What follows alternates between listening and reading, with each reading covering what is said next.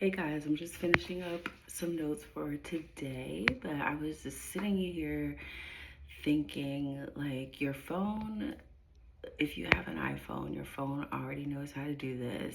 And the this that I'm talking about is identify spam, right? The little notification comes up in red letters and it says likely spam or something like that. So it signals you, um, or even if you see something that looks like, the pattern matches every other spam call that you've received, then you're going to flag it. Now you have the choice whether you want to answer it or not. But at this point, you're becoming an informed decision maker, right? You do not need to be frightened. You are an informed decision maker. All right. So imagine if your brain could do the same thing when it came to your thoughts. All right. So the spam thing does not block it automatically. It doesn't decide for you. It gives you the information and you still have the power. And you don't have to be reactive. Okay. So some of the thoughts that I feel like should be flagged are catastrophic predictions. All right.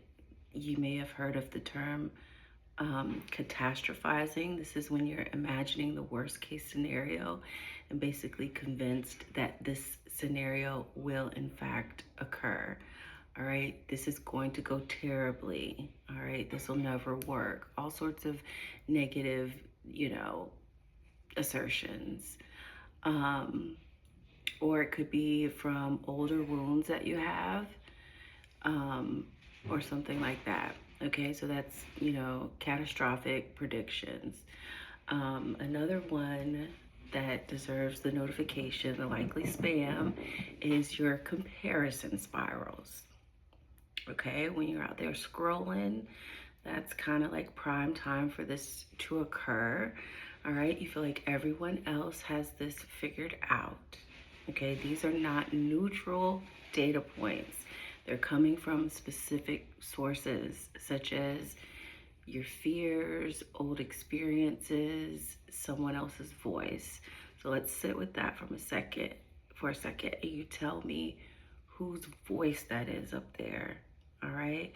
There might be one particular person they could switch off.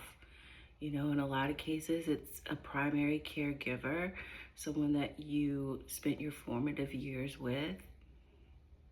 Okay, be able to identify when it is a specific source.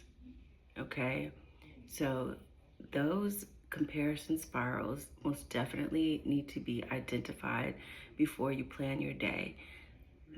People will plan their whole day around a comparison spiral, their whole week around it, their whole year around it, and sometimes, unfortunately, their whole life around it. So you need to identify these before you plan anything. Um, as far as therapy goes, a lot of work is done here in training your spam filter. Okay, we cannot filter out what we can't identify.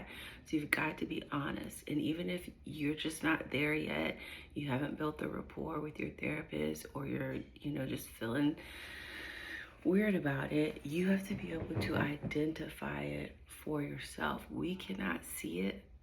Scratch that. If you cannot see it or notice it, you're not aware of it, then we can't do anything about it. So you've got to be able to do that. Therapy also helps you recognize that number, identify and memorize that number. Okay, you can recognize the pattern, you can trace the source, and you can also understand why this number keeps calling. All right, that's a good question. You can get to the root. Okay, once you know where it's coming from, you can make the actual decision. Um, the difference between filtering and suppressing. Okay, filtering is I see this thought and I know where it comes from, and I'm choosing how much attention to actually give it. Sorry, I'm distracted by my emails. Um, Suppressing is that you're actually pretending um, the thought is not here. Okay, you're pretending the thought is not here, and you're just gonna white knuckle it. Okay, let's just pretend it's not here.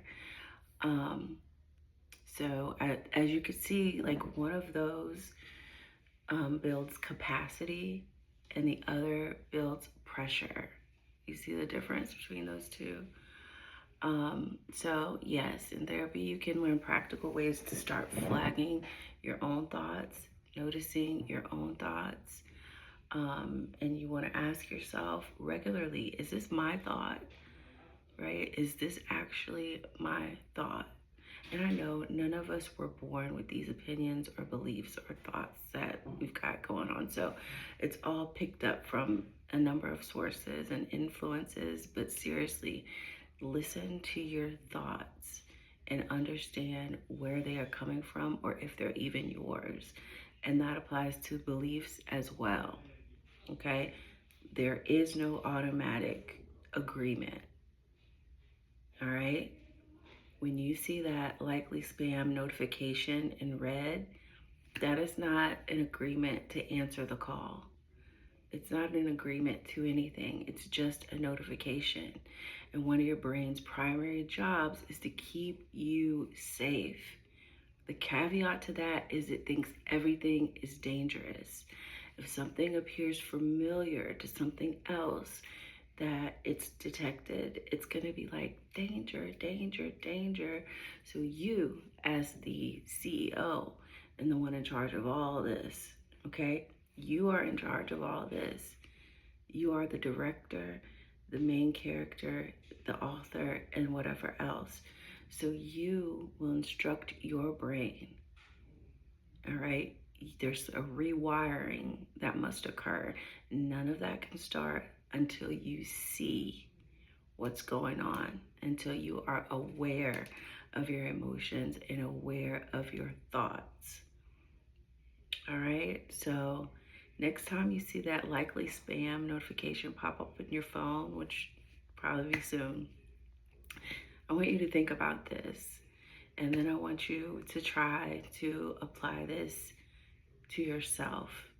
Be mindful, scan your thoughts, you know, before you try to dissect them and get in there, right? Really understand if this is your thought, is this your belief, or is it your mom's thought? Is it her belief? The podcast you just listened to, some institution or groups that you're a part of, what you believe society says or adheres to societal norms or your cultural norms. Just try to give that some thought, and I hope you have a good day.